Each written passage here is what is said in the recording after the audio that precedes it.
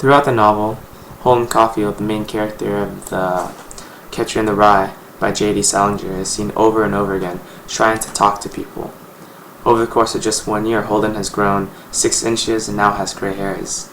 He's afraid of growing up, the inevitable loss of his innocence, and this drastic change from childhood to adulthood.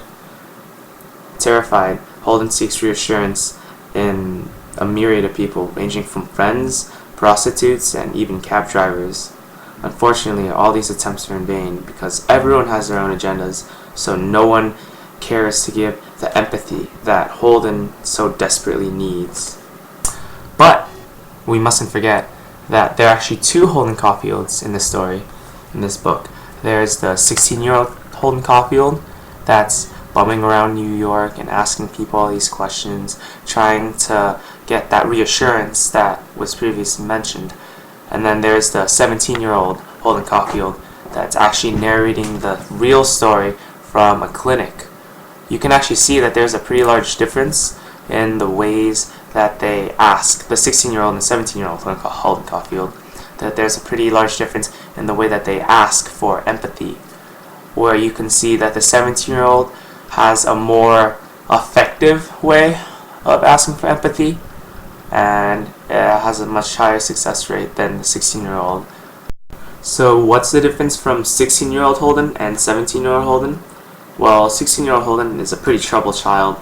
He has all these pent-up emotions inside of him that he never really releases effectively. And he lacks a lot of healthy relationships because he always distances himself away from situations. Like, for example, on page 3, chapter 1, he says, "The reason why I'm standing way up on Thompson Hill instead of down at the game was because I just got back from New York with the fencing team. What happened was the whole team ostracized me the whole way back on the train. It was pretty funny, in a way." So, Holden he actually just got expelled too. He just got expelled and no one likes him because he left all the fencing gear on a train to the tournament. So, he's being ostracized and of course he's hurting. He just got kicked out of his school and everyone's just bashing on him for a mistake that he did. But nonetheless, it's pretty hurtful, and he explains that it was pretty funny in a way. He's lying. What he's doing is he's covering up. By saying this, he's trying to trick readers. He's trying to trick himself into believing that, oh, it's no big deal, it's just funny. But if you really look at it in hindsight, he's hurting. He should be hurting pretty bad. That's a lot of stuff to take in one time. He just got kicked out of school, and no one likes him.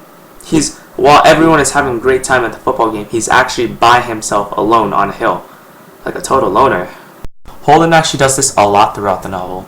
He uses little phrases like sort of or kind of, just watering down his opinion and lessening the aggression that comes with his opinion or his statement, because he's not so invested, because he's not aggressive, because he doesn't really truly believe in his opinion. By using these phrases before or after the statement, he's not as connected to them. He's more distanced away from his statements and his opinions.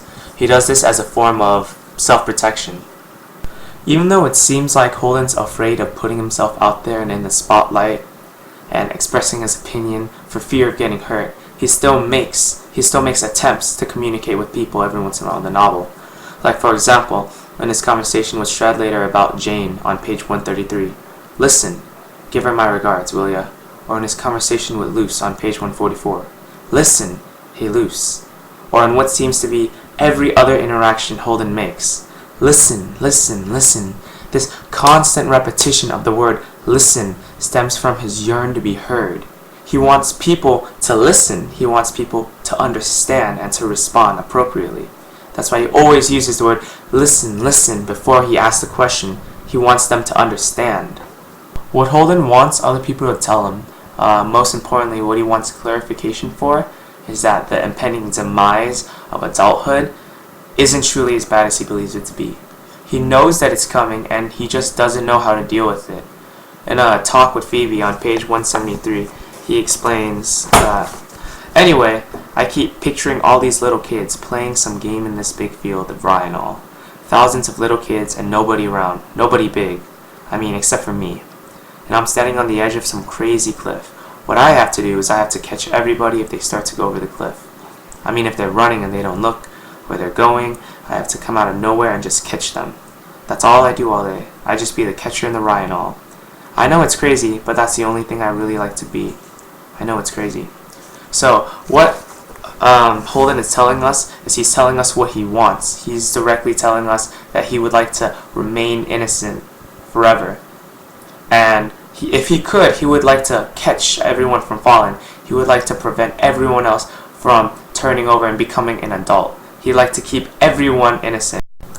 This obsession with innocence, this want to remain forever young, this want to remain forever innocent, explains why Holden has such an affinity for the Natural History Museum.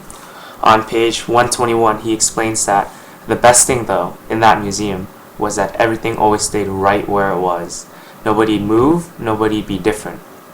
This is like the ideal environment that Holden would like to live in. Just like in the rye field, nothing would change. You would stay forever innocent. The museum is just as magical when Holden was a little boy as he is now when he's 16 years old and growing. This also explains why he has this affinity for the carousel too. When he put Phoebe on the carousel, because the music stayed the same, like when he was a kid. When he went on the carousel as a kid, the music was the exact same. Nothing changed. Innocence. The innocence never left, both the museum and the carousel. As previously stated, all 16-year-old Holden Caulfield wants is to be heard and to be understood, responded to appropriately. But every time he tries to do that, things always seem to go south for him. He just never gets through to anyone. Even when he says, listen, listen, they just never understand. They never listen truly to what he's rambling about. But 17-year-old Holden Caulfield is different. He gets through to people. Like, for example, in his interaction with Phoebe, when he asks, when he asks if she would like to go for a walk, she responds yes. She empathizes with him. She understands what he's trying to get to her, what he's trying to communicate to her. 17-year-old Holden Caulfield also uses the second person you in his narration, you referring to us, the readers, which is astonishing because now not only has he made connections with characters in the book, he's made connections to us, the readers. We can better empathize with him because he directly refers to us. He makes us stop and slow down and think, and better respond to the questions that he's posing. It helps us understand Holden on a deeper level.